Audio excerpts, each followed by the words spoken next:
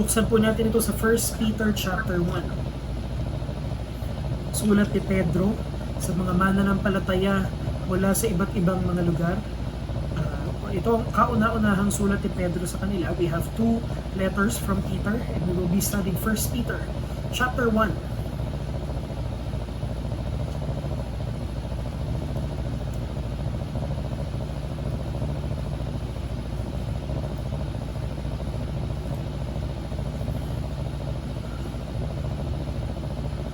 First Peter chapter 1 at babasahin po natin verse 1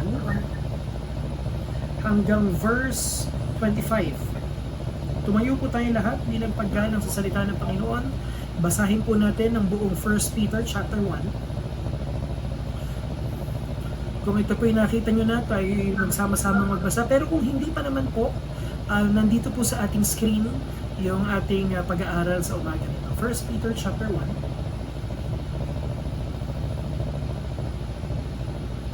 Ako po ang babasa sa verse 1, kayo po ang babasa sa verse 2, at magiging salitan po ang ating pagbabasa. At pagkatapos po, pagdating sa verse 25, ay sabay-sabay po tayo. Medyo magkakaroon po tayo ng problema sa audio, so hinihiling ko po na pakimute nyo po yung inyong Gmeet account para po maging mas malinaw ang pagbabasa natin. 1 Peter chapter 1, verse 1. Peter, an apostle of Jesus Christ, to those who are elect exiles of the dispersion in Pontus, Galatia, Cappadocia, Asia, and Bithynia. Verse 2. According to the foreknowledge of God the Father and the sanctification of the Spirit, for obedience to Jesus Christ and for sprinkling with His blood, may grace and peace be with you. Verse 3. Blessed be the God and Father of our Lord Jesus Christ. According to His great mercy, He has caused us to be born again to a living hope through the resurrection of Jesus Christ from the dead. Verse 4. To an inheritance that is imperishable, undefiled, unfading, kept in heaven for you. Verse 5. Who by God's power are being guarded through faith for a salvation ready to be revealed in the last time. Verse 6. In this you rejoice, though now for a little while, if necessary, you have been grieved by various trials. Verse 7, so that the tested genuineness of your faith, more precious than gold that perishes, though it is tested by fire, may be found to result in praise and glory and honor at the revelation of Jesus Christ. Verse 8. Though you have not seen Him, you love Him. Though you do not see Him, you believe in Him and rejoice with joy that is inexpressible and filled with glory. Verse 9, obtaining the outcome of your faith, the salvation of your souls. Verse 10. Concerning the salvation, the prophets prophesied about the ways that is to us, search and inquire carefully. Inquiring what person or time the Spirit of Christ in them was indicating when He predicted the suffering of Christ and the subsequent glories. Verse 12. It was revealed to them that they were serving not themselves but you, and that they said that have been announced to you through those who preach the good news to you by the Holy Spirit sent from heaven, things in which we endorse you. Therefore, preparing your minds for action and being sober-minded, set your hope fully on the grace that will be brought to you at the revelation of Jesus Christ. Verse 14. As obedient children, do not be conformed to the passions of your former ignorance. But as He who has called you is holy, you also be holy in all your conduct. Verse 16. Since it is written, you shall be holy, for I am holy. Verse 17. And if you call on Him as Father, who judges impartially according to each one's deeds, conduct yourselves with fear throughout the time of your exile. Verse 18. Knowing that you were ransomed from the futile ways inherited from your forefathers, not with perishable things such as silver or gold. Verse 19. But with the precious blood of Christ, like that of a lamb without blemish or spot. Verse 20. He was foreknown before the foundation of the world, but was made manifest in the last times for the sake of you. Verse 21. Who through Him are believers in God, who raised Him from the dead and gave Him glory, so that your faith and hope are in God. Verse 22. Having purified your souls by your obedience to the truth for a sincere brotherly love. Love one another earnestly from a pure heart. Since you have been born again, not of perishable seed, but of imperishable, through the living and abiding word of God. Verse 24. For all flesh is like grass, and all its glory like the flower of grass. The grass withers, the flower fades. Verse 25, sabay-sabay po tayo, but the word of the Lord remains forever. And this word is a good news that was preached to you. Salamat sa pagkabasa ng salita ng Panginoon. Samahan niyo po ako, tayo manalangin. Panginoon, makita namin ang kagandahan ng kaligtasan mo. Ito, Panginoon, ang bumago sa buhay namin. Panginoon, gamitin mo ang iyong hamak na lingkod. Huwag ang karunungan ng tao ang makita, kung hindi ang karunungan nagmumula sa iyong Santong Espiritu, habang tinitignan namin si Kristo na nahayag sa iyong mga salita.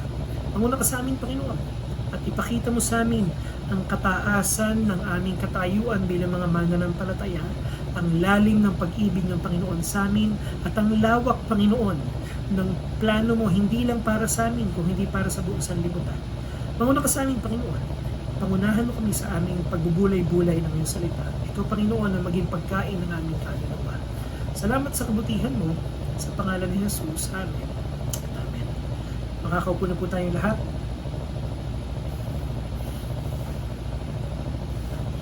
Hindi ko po alam kung ano po ang atmosphere dyan sa San Jose, pero dito po sa amin, dito sa Manila, ay ang atmosphere ay there's something afoot in the air. Pwede ko bang pagsamahin yung mga idiom na yun? Merong sense of urgency, merong sense of anticipation, merong sense ng activity dito po sa lugar namin. Ngayon ay September 21, at habang dyan sa Mindoro, ang sineselebrate nyo po ay birthday ni Mami. Dito po inaalala ang declaration ng martial law, at maraming mga tao ang papunta ngayon sa EDSA at sa Luneta para sa isang malawakang rally na gagawin laban sa talamak na korupsyon sa gobyerno. Siguro naman ay nanonood kayo ng mga balita, at itong mga nakakaraang, siguro mag-iisang buwan na, no? May isang buwan na halos o higit ang lumilipas simula nung nalaman natin na matindi ang korupsyon na nangyayari sa gobyerno. Sa bagay, bagamat nalulula at nagagalit tayo dun sa nakikita natin, palagay ko naman wala sa atin ang nagulat. Kung kayo naman ay sumusunod sa pamamaraan ng ating mga politiko, wala namang nakakagulat dun sa ginawa nila. Pero ang isang bagay na makikita natin ay yung brazenness ng ginagawa nila. Yung pagiging hindi na nag-e-effort na itago. Hindi na nag-e-effort na ikubli o isimple yung kanilang ginagawang pagnanakaw. Diba? Unang-una, ano ang disposisyon ng mga Kristiyano dapat patungkol dyan sa mga ganyang bagay? Huwag nawang masabi sa ating mga mananampalataya na wala tayong pakialam. Tayo mga mananampalataya of all the people ang nakakaunawa dapat ng plano ng Panginoon para sa kanyang sanglilikha. Okay? Hindi ikinagagalak ng Panginoon ang mga ganitong bagay. At mga kapatid, kung anong bagay ang hindi ikinagagalak ng Panginoon, ay hindi dapat ikinagagalak ng mga mananampalataya. Kinakailangan na tayo ay mas sensitive sa mga ganong bagay. But then again, a question remains. Ano ba talagang gagawin natin dito sa mundong ito na simula nung nagkasala si Eva at si Adan ay talagang matindi na ang nagiging kabulukan? Pwede nating tignan ito in various perspectives. Tignan natin yung gobyerno. Tignan natin yung mga nasa paligid natin. Tignan natin yung kapitbahay natin. Alam nyo, merong sinabi yung estudyante ko na malalim at palagay ko punong-puno ng karunungan. Pinag-uusapan namin itong mga bagay na ito, at syempre ano ang sasabihin na talagang itong mga politician na to talagang corrupt. Talagang itong mga politician na to talagang ninanakaw nila ang pondo ng bayan. Pero ang tanong ng isang estudyante ko, Sir, sino bang namili sa kanila? Sabi ko, ang taong bayan. At ang sabi ng estudyante ko, ibig sabihin, hindi lang yung mga politician ang corrupt. Palagay ko, kasama din sa sisi yung mga namili sa kanila. Sabi ng estudyante ko, at palagay ko tama yon, lahat ng karumihan na makikita natin sa gobyerno ay refleksyon ng karumihan ng mga puso din natin. At kung sakasakali man, hindi ako umaasa at hindi ko pinapanalangin na imagine niyo ang pinaka-extreme na nangyari. Kunwari bago natapos tong araw na to, yung rally na yon ay nauwi sa isang revolution. At sabihin na natin na by some sort of miracle, napalitan yung mga nasa gobyerno ng ibang mga tao. Alam niyo, ang isang bagay na mapapansin niyo doon, ang ipapalit nila, mga makasalanan din.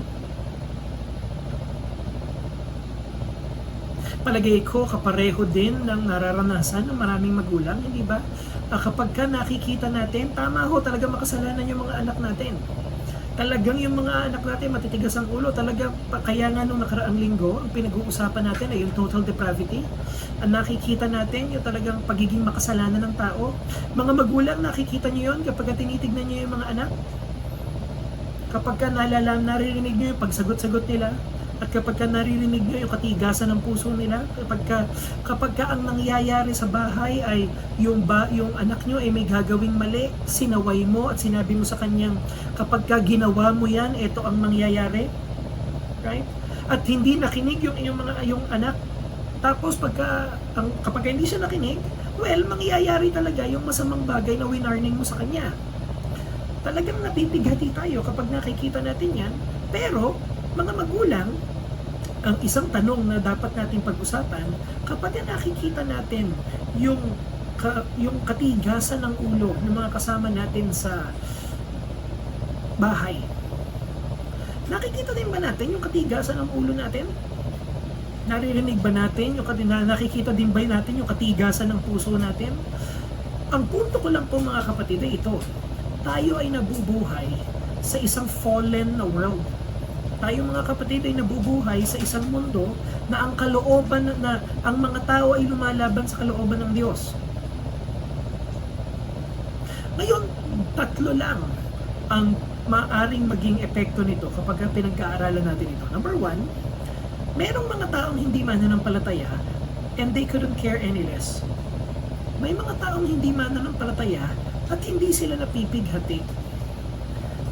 Alam niyo kung bakit? Kasi para mapighati ka, kinakailangan buhay ka. Diba? Meron akong narinig na ilustrasyon dati. Sabi niya, kumuha ka ng isang buhay, kahit na may sakit yon, basta buhay yon, tusukin mo ng karayom, yung buhay na yon, aaray yon. Kasi ang buhay, nakakaramdam ng pain. Kumuha ka ng bangkay, tapos bagsakan mo ng aparador, walang mararamdaman yung bangkay na yon. Kapag pinag-uusapan natin dito, may mga tao sa church na hindi naman napipighati. At ang isa sa mga posible explanation nun, hindi kasi sila mananampalataya. At ang hindi mananampalataya ay hindi nakakaramdam ng kapighatian kapag ang kalwalhatian ng Diyos ay hindi napaparangalan. Maaring makakaramdam ng pighati yun kapag nabawasan ang budget niya, o siya ang nanakawan, o siya ang napagsinungalingan. Laging personal ang mararamdaman niyang grief. Pero wala siyang mararamdaman kahit na patungkol sa mga bagay na ukol sa Diyos. Pangalawa, may mga mananampalataya naman na hindi nila gusto yung fallenness ng mundong ito. Pagka nakakakita sila ng sin, kapag nakakakita sila ng brokenness sa family, kapag nakikita nila ang isang bansa na tumatalikod sa Diyos, nakakaramdam sila ng kapighatian, pero inaabot na lang ng panghihina yung kanilang masidhing pananampalataya. May mga bagay tayong pinapanalangin many years ago na talagang kumukurot sa puso natin. Pero yung katagalan ng pag-aantay, siguro maraming mas urgent na mga pangangailangan na naramdaman natin at hindi na natin sila masyadong pinagpe-pray ngayon with the same fervor. Dahil mananampalataya, bagamat siya'y mapipighati, kapag ka nanghihina ang spiritual na buhay niya, nababawasan kahit na yung pakiramdam niya para dito sa mga bagay na ito. Ang isang bagay na napatunayan natin, ang mananampalataya habang siya'y lumalago sa kanyang pananampalataya, hindi ibig sabihin nun, nawawalan siya ng pakialam sa mundo. Okay, merong mga relihiyoso sa mga Eastern religion. Imagine kung nakapanood kayo ng mga movie na may mga monk. Yung mga movie na merong mga Buddhist monk, di ba? Nagkukulong sila sa kanilang mga templo. Tapos parang ang pinapakita lagi dun sa mga ganong pelikula, kapag yung mga monk ay palalim na ng palalim sa kanilang meditation, sila ay nagiging detached sa mga hinanakit ng mundong ito, sila ay nagiging detached sa mga alalahanin ng mundong ito. Hindi ganon ang mananampalataya. Ang mananampalataya, habang mas nalalapit siya sa Panginoon, mas lalo siyang napipighati ng mga bagay na laban sa kalooban ng Diyos. Mas lalo siyang nagkakaroon ng pakialam, mas lalo siyang apektado ng mga bagay na hindi sumusunod sa kalooban ng Diyos. Again, kagaya ng sinabi ko kanina, hindi pwedeng walang pakialam ang mananampalataya. Hindi pwedeng hindi siya apektado. Okay? If I may go back to my previous illustration, bakit magalit yung mga tao at ba't sila magrarally? Yung iba sa kanila, kabataan, ang sasabihin, kasi kinabukasan namin ang nakasalalay dito. Tama naman. May mga magrarally na taxpayer. Bakit sila galit? Kaya sila galit kasi yung binabayad nilang tax ninanakaw. Again, tama naman. Bakit maapektuhan ng mananampalataya? Mga kapatid, tayo ang may pinakamalalim na dahilan. Dahil ang mundong ito ay pag-aari ng Panginoon natin. At ang mga tao ay nilikha sa wangis ng Diyos. At hindi natin gusto na nabababoy yung kaluwalhatian ng Panginoon natin. Pero ganun din ang nararamdaman natin, hindi lang sa mga political issues, ganun din ang nararamdaman natin patungkol sa mga family issues. Bakit ka nagagalit kapag yung anak mo ay sumusuway sa'yo? May mga magulang na magagalit dahil sa, kasi, naiinis ako. Inutusan ko, hindi nakinig sa akin, naiinis ako. Maling motivation yon. Ang Kristiyanong magulang, ganito ang magagalit din siya, pero ito ang dahilan ba't siya nagagalit. Dahil mahal ko yung anak ko. At gusto ko yung anak ko mapabuti. At ang paraan para mapabuti siya ay malapit sa Diyos. At yung ginagawa niya ngayon ay nakakasama sa kanya. So, in short, ang isang bagay na ipagdidiinan natin, nandito tayo sa isang mundo na malayo sa kalooban ng Panginoon. Malayo sa disenyo ng Panginoon. Hindi ito ang dinesign ng Panginoon nung nilikha niya ang daigdig. At ang mga mananampalataya ay napipighati, and rightly so. Ano ngayon ang gagawin natin?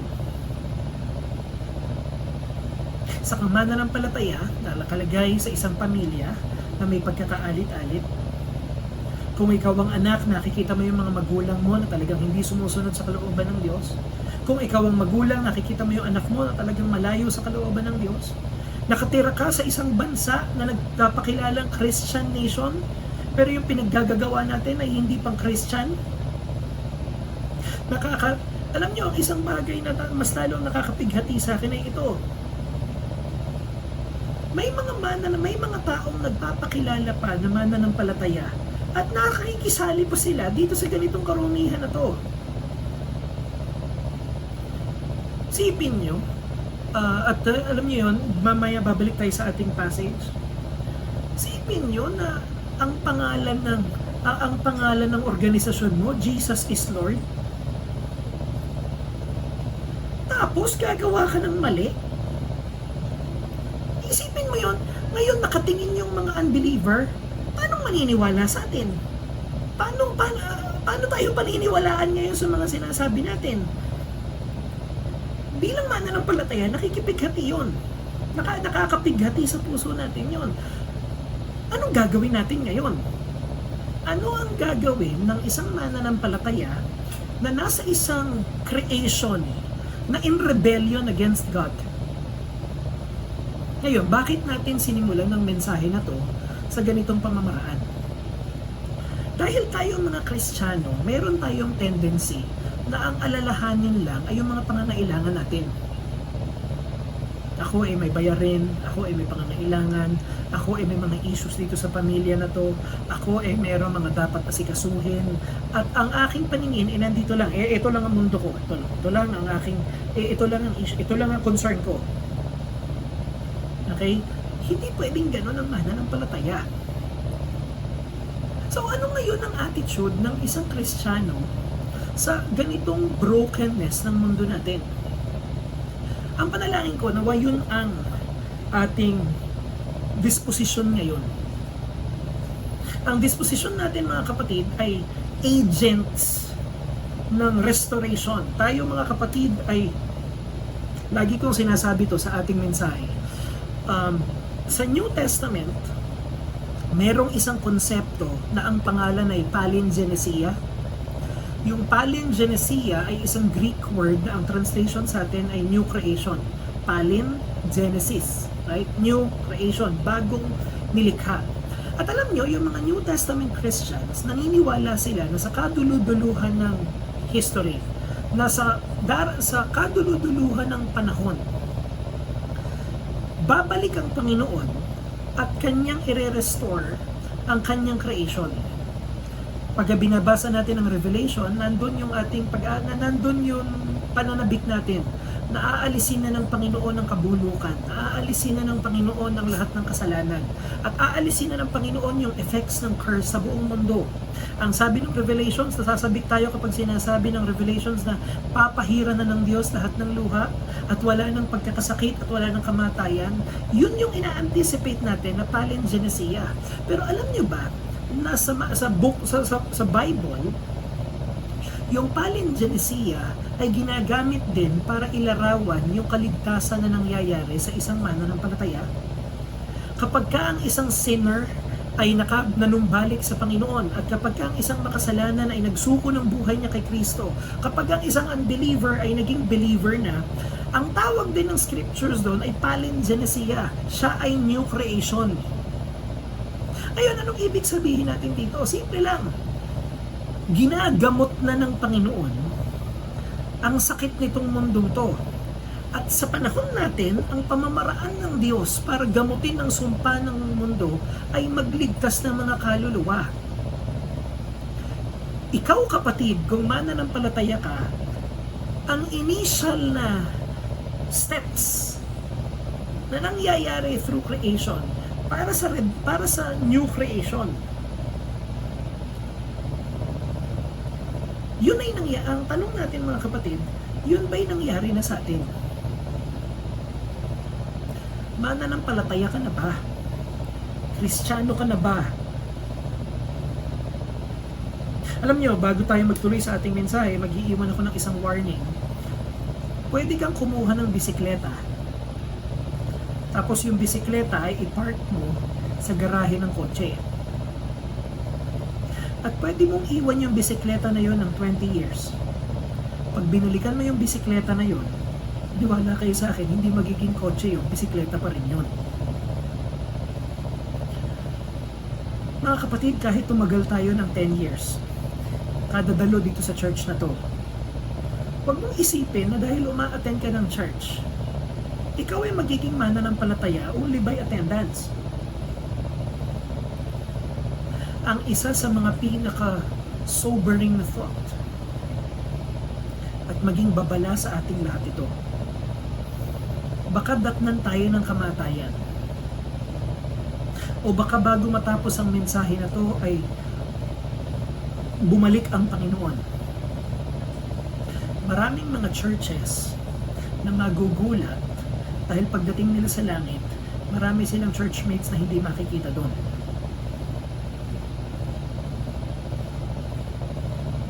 Pagbulay-bulay tayong mabuti.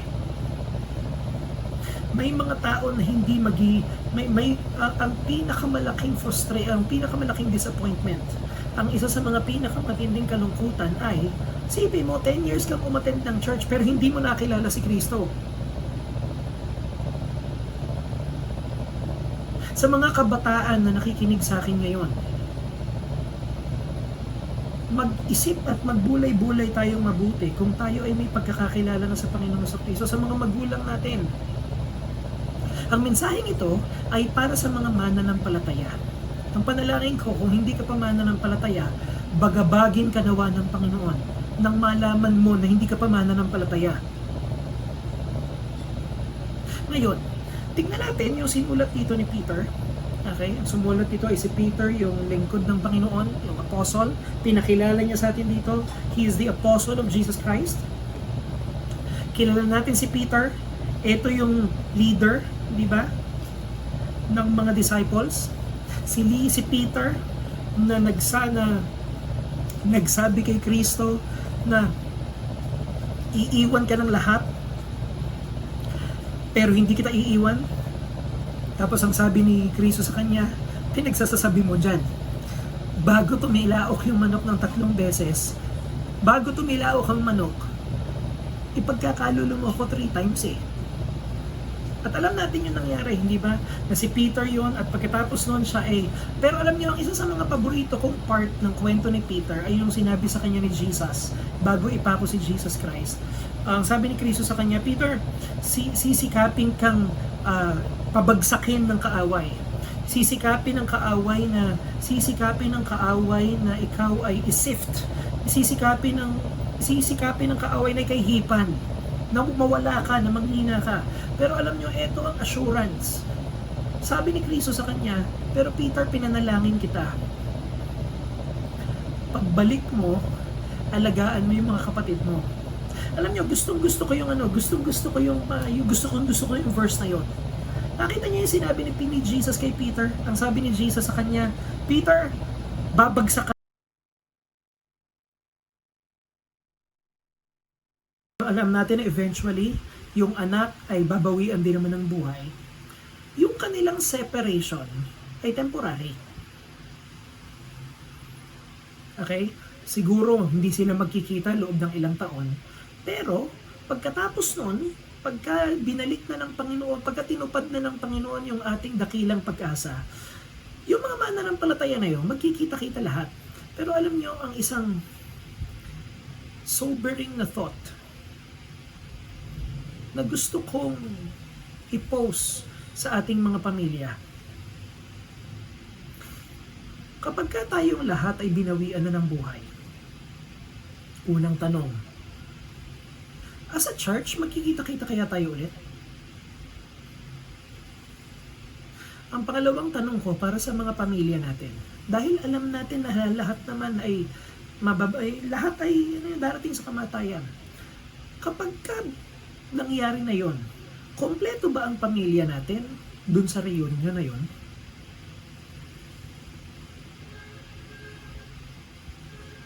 Ang pinaka-tragic na mangyayari ay para dun sa mga pamilya na kapag ka dumating na ang kamatayan, kulang-kulang sila dun sa reunion na yon. Pagbulay-bulayan natin yan, mga kapatid.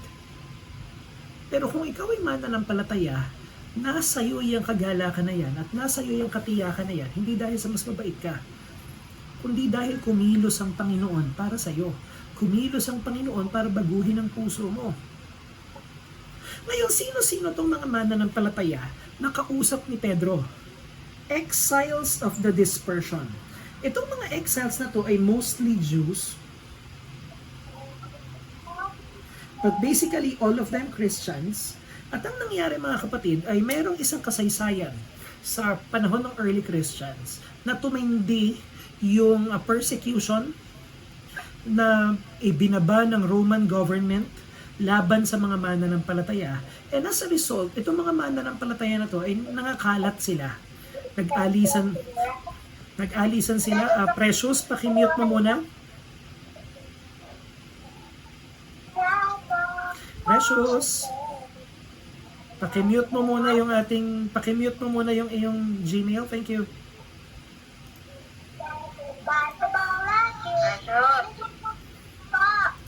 Pakimute mo muna yung iyong mic mo.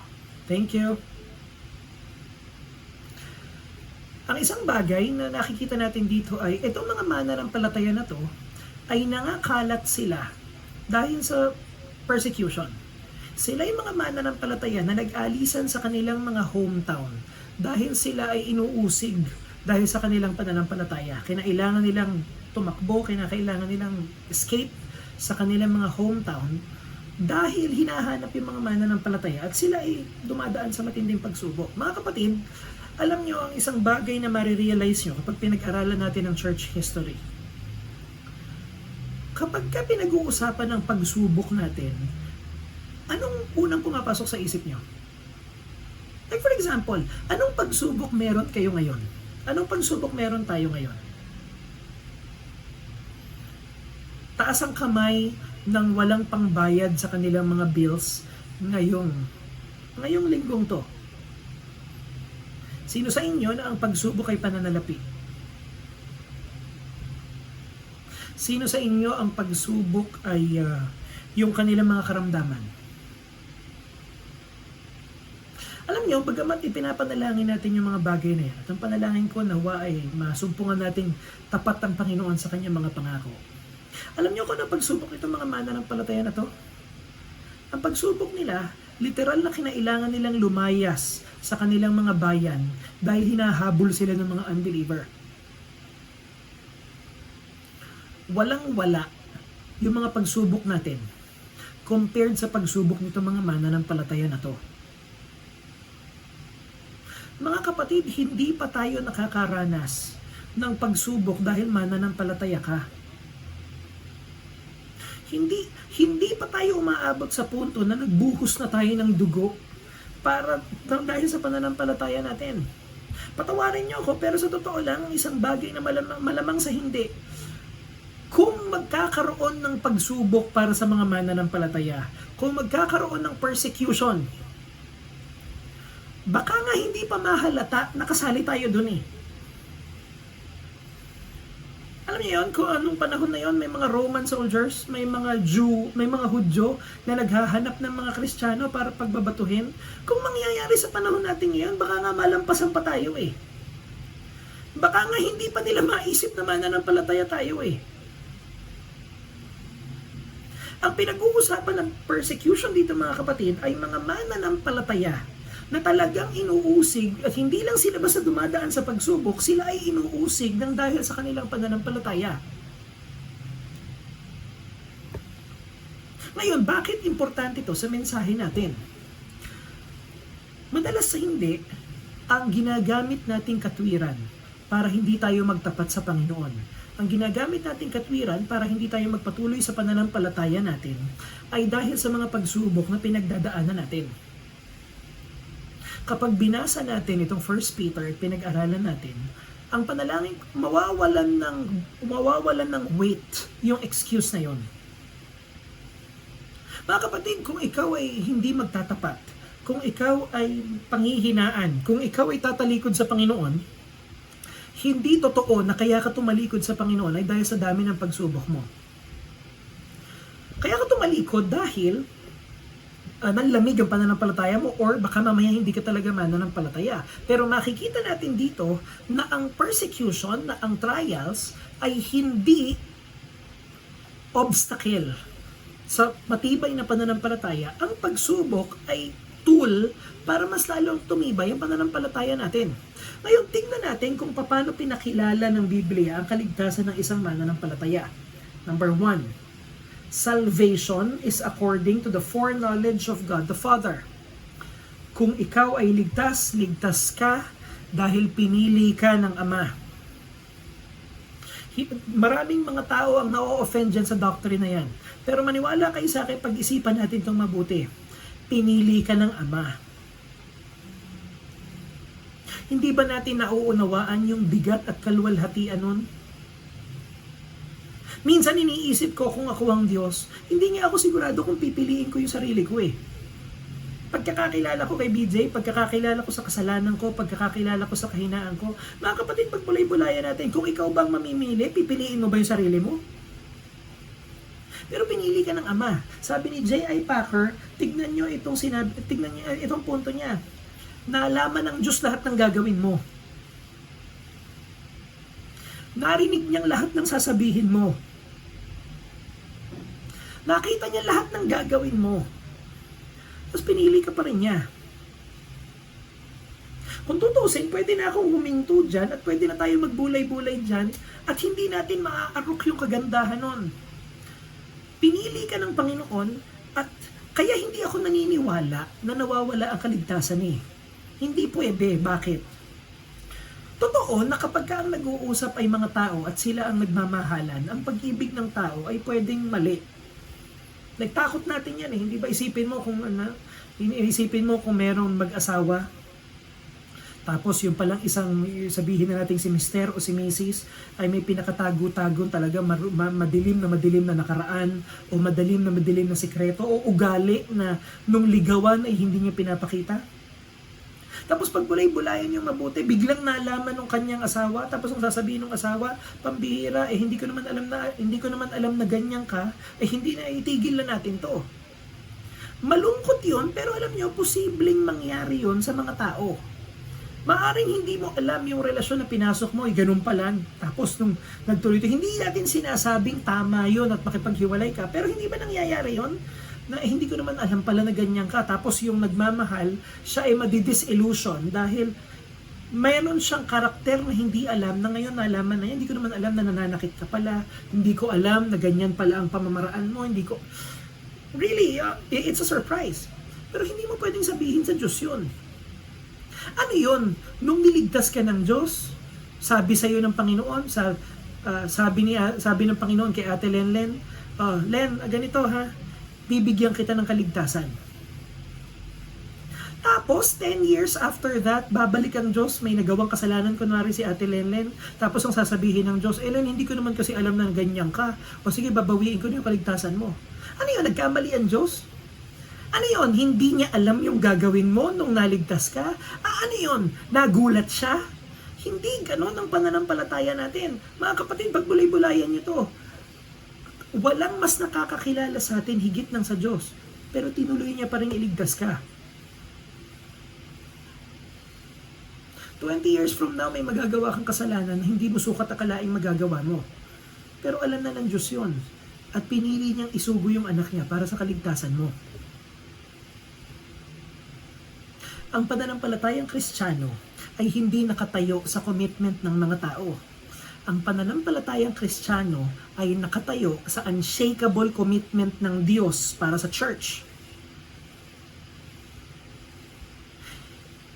Pagka umikot kayo sa mga church ngayon at kukuha ka ng at pinakinggan mo yung mga mensahe, maraming mga pastor ngayon ang magme-mensahe patungkol sa commitment ng mga members nila. Kasi kayo, maging committed kayo. Kasi kayo, yung commitment nyo, ayusin nyo mga kapatid. Bagamat kailangan maging committed tayo sa Panginoon, ito ang hope ng Christian faith. Hindi yung commitment natin sa Panginoon, kung hindi yung commitment ng Panginoon sa mga makasalanang kagaya natin. Hindi ka ba makapag-commit sa Diyos? Lagi bang lukewarm ang ating pananampalataya? Yung Bible reading ba natin, pasumpong-sumpong? Hindi ba tayo makapagtapat sa Diyos? Anong susi nun? Mga kapatid, tignan natin yung katapatan ng Diyos sa atin.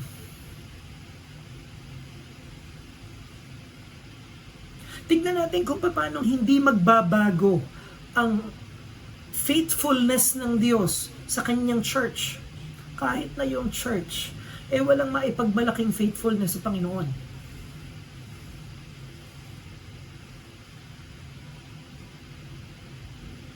Sipin nyo, pinagbubulay-bulayan ko kanina. Yung mga kabataan, yung mga tao na pumunta sa rally ngayon, bakit maapoy yung pagnanasa nila na mag-rally? Kasi naniniwala sila na pagpunta nila ron, mababago nila Pilipinas. Yun ang conviction, di ba? Kaya ka pupunta doon para sa pagbabago. Talagang baguhin natin, lumaban tayo sa mali. I mean, as far as it goes, wala namang mali doon. Pero mga mananampalataya, alam ba natin kung anong kapangyarihan ang meron tayo kapag pumupunta tayo sa church? Naiintindihan ba natin ang transaksyon? Naiintindihan ba natin yung nangyayari kapag ka ang mga mananampalataya ay nag-gather para magpuri sa Panginoon every Sunday? Mga kapatid, mas makapangyarihan yung ginagawa natin sa church kaysa sa isang occasional na nationwide rally. At kapag ka nawawalan tayo ng ganang gawin yun, tignan natin yung Panginoon natin na may karapatang mawalan ng gana sa atin, pero hindi nababali yung kanyang faithfulness.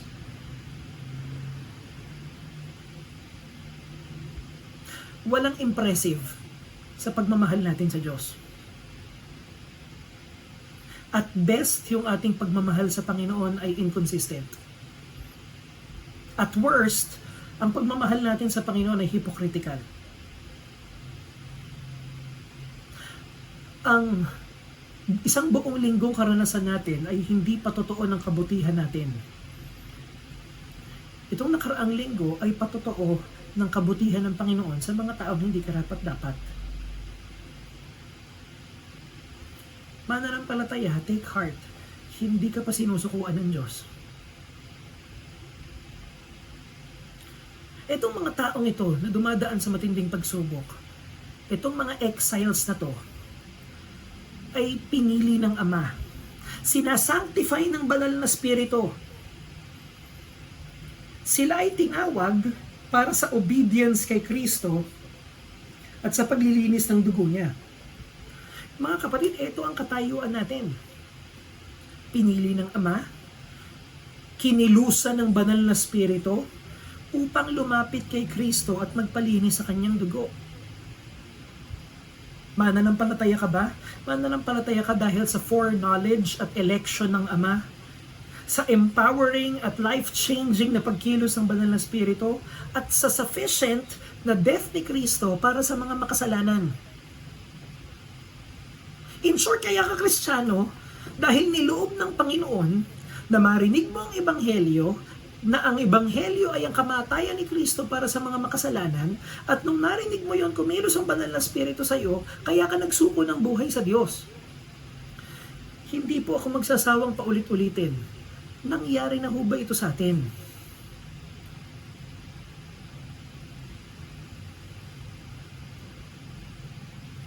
Mananampalataya na ho ba tayo?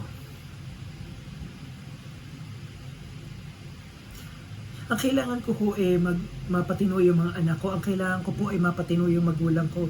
Ang kailangan ko po ay magtino yung mga political leaders namin. Ang kailangan ko po ay mabago ang lipunan. Ang kailangan mo kung hindi ka paligtas, ay maligtas ka.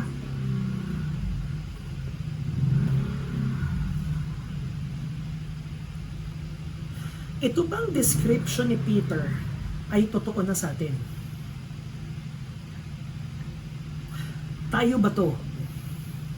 At maaaring hindi I would grant na ang hindi lang totoo sa atin ay yung address, hindi tayo taga dyan. Okay, merong particular na tao na kinausap si Pablo. And I would also say na iba ang panahon natin kaysa sa panahon ni Pedro, at yung mga pagsubok na pinagdadaanan ng kanyang mga original readers ay hindi natin pagsubok. But just the same, we are being asked these questions. Are we saved? Are we believers?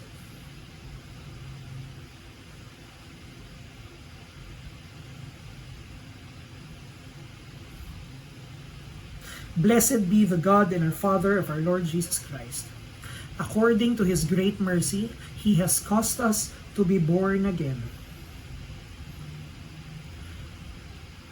Pinahintulot niya na tayo ay ipanganak na maguli. Pinahintulot niya na tayo ay magkaroon ng bagong buhay kay Kristo. At itong bagong buhay na to ay nagbibigay sa atin ng isang living hope. Nagbibigay ito sa atin ng isang buhay na pag-asa. Dahil namatay si Kristo sa krus at dahil siya ay nabuhay mula sa patay.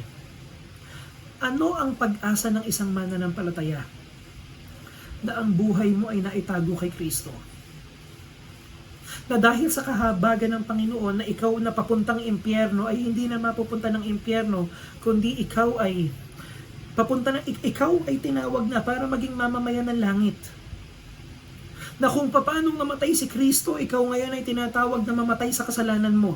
At kung paanong si Kristo ay nabuhay na maguli, siya ay nangangako sa iyo na ikaw ay mabubuhay na maguli rin. Na ang buhay mo ay kalakip ni Kristo. Merong isang lumang hymn na kinakanta na gustong-gusto ko dati, lagi kong gustong-gusto pinapakanta. There's a new name written down in glory, and it's mine. Oh yes, it's mine. Gustong-gusto ko yung kantang yon dahil lang sabi nung kantang yon, nagdiriwang yung mga anghel nung ako ay nagsisi. A sinner has come home. Mga kapatid, ang pag-asa natin ultimately ay wala dito sa mundong ito. Ang pag-asa natin, mga kapatid, ay wala dito sa buhay na ito. Ang pag-asa natin ay sa pagbabalik ng ating Panginoong Hesukristo. Kawawa ang tao na ito lang mundo na to ang pag-asa. Ang mga Kristiyano na merong kapangyarihan ng kanilang mga patotoo, may kapangyarihan ng kanilang mga buhay, hindi dahil sa magiging maganda ang economic situation ng Pilipinas. Bagamat panalangin natin yon. Ang pag-asa ng mga mananampalataya ay hindi sa mawawala ang korupsyon sa gobyerno. Again, panalangin natin yon. Gusto nating mangyari yon. Ang pag-asa ng mananampalataya ay ito. Ang buhay ko ay nakalakip kay Kristo at magtatagumpay ang Panginoon ko. Hindi government change ang hope ng isang mananampalataya. Ang hope ng mananampalataya ay hindi yung simpleng, alam niyo kapag kakausap kayo mga estudyante, ang hope nila after their studies, makahanap sila ng magandang trabaho, tapos pagkatapos ng magandang trabaho, susweldo sila, tutulong sila sa kanilang pamilya, sila ay makakapag-asawa, sila ay magpapamilya, tapos magiging stable ang buhay nila. Masyadong short-sighted. Ang pag-asa ng mananampalataya ay ito, ang buhay ko ay kalakip ni Kristo. At lahat ng sinabi sa Biblia ay tutuparin ng Diyos. At ang sabi dito, ito mga kapatid, ang inheritance natin. That is imperishable, undefiled, and unfading. Na ang ating inheritance na yung mana na inaantay natin ay hindi masisira, hindi mako-contaminate at hindi magfe-fade. Kept in heaven for us.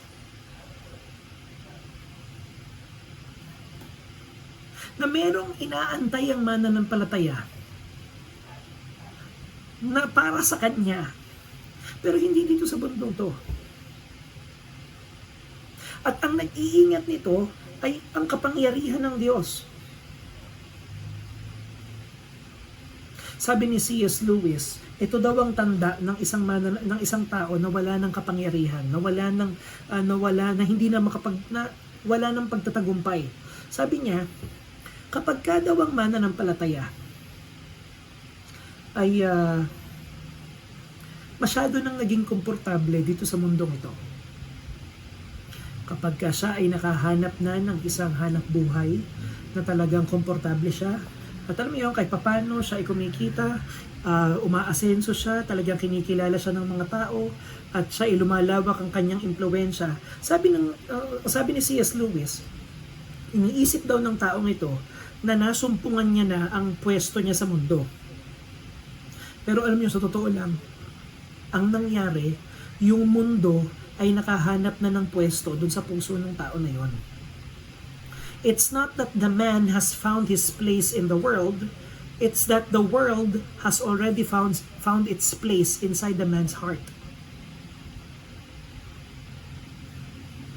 Alam niyo kung paano pinakilala itong mga mananampalataya na to? Sila mga kapatid ay exiles. Ano ba ang exile? Anong ibig sabihin ng exile? Ang exile ay isang tao na wala sa kanyang hometown.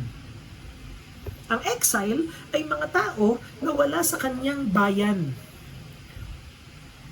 Mga kapatid, hindi lang tayo basta mga mananampalataya, tayo ay exiles. Wala dito ang pinakamagandang bahagi ng buhay natin at hindi tayo dito panatag. Merong sinabing illustration si Tim Keller patungkol dito. At ang sabi niya, ang mga tao, ay imagine niyo kung si Kuya Jumuel. Okay? Imagine niyo si Kuya Jumuel. Si Kuya Joel ay pinadala ng planetang Earth sa Mars. Ngayon, sinakay siya sa spaceship, sinuotan siya ng mga aparato, sinakay siya ron at umalis siya ng mundo, right? Nasa Mars siya. Sa palagay niyo, by some sort of miracle, si Kuya Joel ay nakarating sa Mars. Ano ang pakiramdam niya doon? Wala kayo sa akin, kahit na nakarating siya ng safe doon, hindi siya komportable doon. Hindi yun ang planeta niya eh. Hindi siya komportable doon, hindi siya at home. Ngayon, sabihin natin, pagkatapos ng ilang buwan na misyon, siya ay bumalik sa Earth at naglanding yung spaceship sa Amerika. I would say na mas komportable na yung sitwasyon niya kaysa nung siya ay nasa Mars, pero wala pa rin siya sa kanila. Tapos ang susunod na mangyayari kay Kuya Joel, siya ay magche-check-in sa isang hotel. Palagay ko mas komportable na siya ron sa hotel kaysa nung siya ay nasa spaceship, pero wala pa rin siya sa kanila. Pagkatapos ng ilang araw na pananatili ron, si Kuya Joel ay sasakay na ng eroplano pa uwi ng Pilipinas. Hindi pa rin siya at home doon. Nakarating si Kuya Joel ng Manila. Palagay ko malapit-lapit na siya, pero hindi pa rin siya at home. Sasakay ng eroplano Cebu Pacific si Kuya Joel hanggang siya ay makarating ng San Jose. Pagka siya ay nandun pa sa tricycle, papunta ng bahay nila, hindi pa rin siya at home. Bumukas yung pinto, sinalubong siya ni Momay, sinalubong siya ng kanyang pamilya. Pagpasok niya, ang tanong ni Tim Keller, at home na ba siya? At ang tinuturo sa atin ng Biblia, kahit na sa pinaka-intimate na situation na meron tayo ngayon, we're not yet home. Mga kapatid, hindi ito ang lugar natin. Tayo ay mga exiles. Mga kapatid, hindi ito ang lugar natin. Tayo ay mga naglalakbay patungo doon sa pinangako sa atin ng Panginoon. Ngayon, ano ang ilan sa mga application na makukuha natin dito? Napansin ko na hindi ko matatapos, na napakaraming katotohanan na dapat pag-aralan sa 1 Peter chapter 1. Pero ano ang makukuha natin dito sa mensahe natin ngayon? Unang-una sa lahat, ikaw ay exile lamang kung ikaw ay mananampalataya na. Pagdidiinan nating mabuti. Kung ikaw ay mananampalataya, para sa iyo itong mensahe nito. Pero ito ay para lang sa mga mananampalataya. Ano ang bad news para sa mga unbeliever? Unang-una, hindi para sa iyo itong mensahe ito. Pangalawa, kung ikaw ay unbeliever, yung nakikita mong mundong to, ito na ang pinakamagandang aasahan mo. Kung ikaw ay babawian ng buhay at wala ka kay Kristo, yung naranasan mo ngayon, ito na ang sukdulan ng kagandahang mararanasan mo. Dahil yung pupuntahan mo hindi maganda. Ang pangako ng langit ay hindi para sa iyo. Yung kapatawaran ng kasalanan ay hindi para sa iyo. Yung pinangakong special na relationship ni Kristo sa kanyang mga anak ay hindi para sa iyo. Kung ikaw ay unbeliever, itong buhay na to, ito na ang pinakamagandang meron ka. So we are pleading with you. We are pleading with everyone. Repent. Magsisi ng kasalanan. Manumbalik kay Kristo. Mabigat ang issue na pinag-uusapan natin. Ang pinag-uusapan natin ay hindi lang patungkol sa pagsubok mo. Ang pinag-uusapan natin dito, kung ikaw ay mananampalataya. Ang unang makukuha natin dito sa mensaheng ito, ang mga totoong exile lang ay yung mga mananampalataya. Pangalawa, kung totoong mananampalataya ka, exile ka. Mga kapatid, may tanong ako sa inyo. Kami ni July ngayon ay nakatira sa isang apartment. Sa palagay nyo ba, practical na kunwari, gumastos kami ng malaking-malaki para mag-invest dito sa apartment na ito? Ngayon, practical ba na gumastos ng malaki para ipaayos yung bahay? Siguro gusto namin magkaroon ng mga bagay-bagay na, Practical ba naggastusan ng malaki ang isang apartment? Ang sagot doon ay hindi. Dahil nga apartment siya, iiwan mo siya eh. Ang magandang gastusan, ang magandang pag-investan, kung property mo. Diba? So for example, sila Jarden, si Job, kung meron silang gustong ipatayo, kung meron silang gustong i-invest dun sa kanilang bahay, actually okay lang kasi kanila yun eh. Hindi pwedeng ganun ang gawin ng mga taong nakatira sa apartment. Iiwan mo eh. But, bumili ka ng mga gamit, pero again, yung mga gamit na yun ay hindi ganun kamahal, not to mention, yung madadala mo, hindi ba? Bakit ang attention natin lagi ay nandito sa temporary na kalagayan natin? Bakit ang nagka-capture lagi ng ating interest ay yung nandito sa buhay lang na ito? Mga kapatid, tayo ay exiles. Hindi tayo taga dito. Hindi ibig sabihin na dapat kong pabayaan yung hanap buhay ko. Hindi ibig sabihin na kung kailangan ni Ate Lele ng washing machine, ay hindi siya bibili ng washing machine o hindi tayo bibili ng mga pangangailangan natin, hindi tayo mag-iipon, mga estudyante, hindi ibig sabihin hindi tayo mag-aaral. Lahat ng bagay na yun ay gagawin natin para sa kapurihan ng Diyos, pero tandaan mong hindi ka taga dito. Ang loyalty mo ay nandun sa nation, nandun sa bayan na yun ng Diyos. Hindi tayo magiging makapangyarihang patotoo dito sa mundong ito kung nabubuhay tayong parang taga dito lang tayo. Kaya tayo exile kasi tayo ay citizen ng isang kaharian. At ang pag-asa natin mga kapatid ay wala dito sa buhay na to. Ang pag-asa natin ay nandun sa buhay na ipinangako sa atin ng Panginoon. Na ang sabi dito sa binabasa natin, isang inheritance na pinoprotektahan sa langit para sa atin. Doon tayo nakatingin mga kapatid.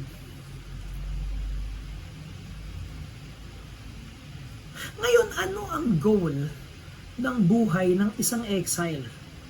Ang goal ng isang exile, dalawa. Makabalik dun sa kanyang hometown.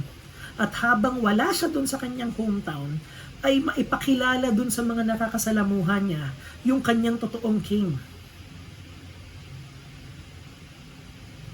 Because not only are we exiles, ang sabi ni Pablo sa 2 Corinthians, we are ambassadors.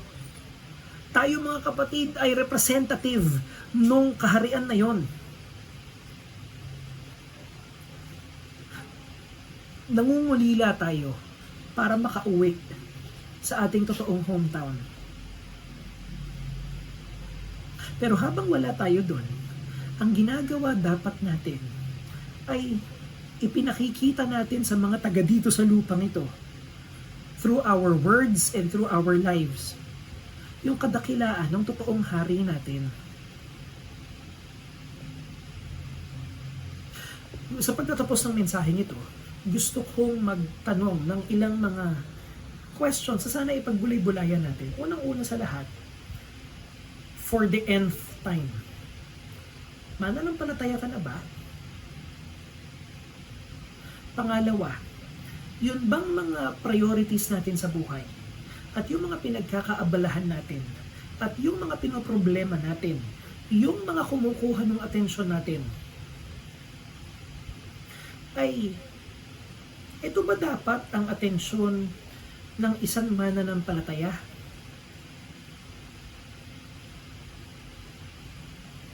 Ang panalangin ko, nawa ang buhay natin ay madominate ng isang matinding passion para dun sa totoong inheritance natin. Gawin natin mga kapatid yung mga dapat nating gawin sa buhay. Bukas papasok ako kung may pasok. Magsasalita tayo patungkol sa mga kamalian ng mundong ito. Palalakihin natin yung mga anak natin, maghahanap buhay tayo, mag-iipon tayo at mag-i-invest tayo.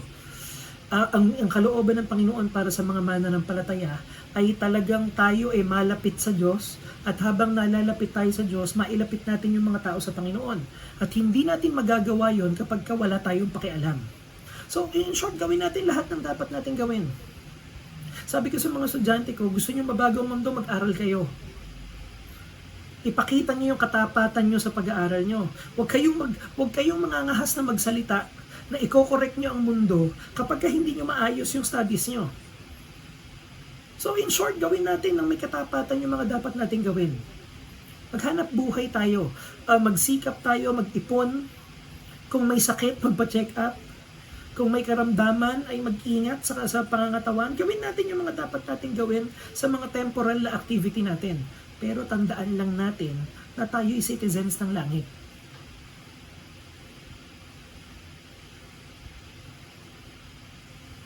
Ang panalangin ko, yung heavenly citizenship ni Diane, ay maka-influence sa pagiging nanay niya kay Eli. Yung heavenly citizenship ko, tsaka ni Jarden, maka-apekto yun sa pagtuturo namin.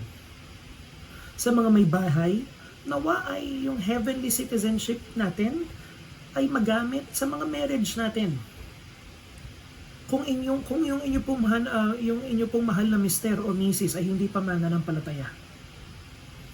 Sana nararamdaman niya na nagpakasal siya sa isang tagalangit. Habang nagdaraos ng birthday ang nanay ko at binabalikan niya yung katapatan ng Panginoon at hinaharap niya yung challenges ng katandaan, ng advanced age, nawa ang maging kaaliwan ni Mami at ni Daddy ay yung kanilang heavenly citizenship. At sa pagpapatuloy ng mensaheng ito sa mga susunod na linggo, kapag ka dumadaan tayo sa mga pagsubok, ang maging kaaliwan naman natin ay yung pagiging citizen natin. Sa pagtatapos po natin, nawa ay